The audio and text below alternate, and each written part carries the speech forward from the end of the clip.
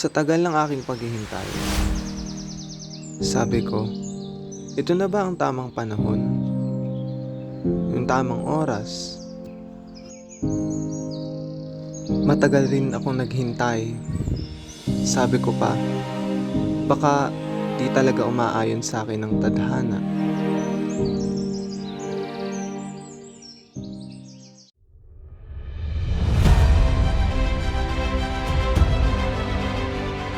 Ngunit tulad nga ng sinabi ko, patuloy ang laban.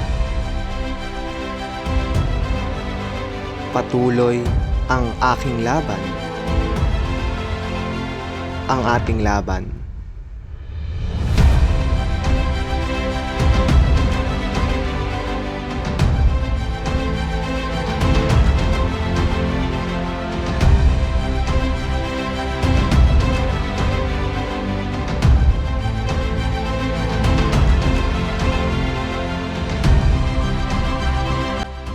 Ngayon, masasabi kong handa na ako.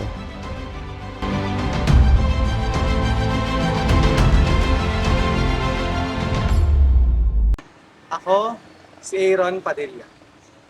Tinatanggap ko ang hamon bilang SK Councilor ng Barangay 5. Ito na ang tamang panahon.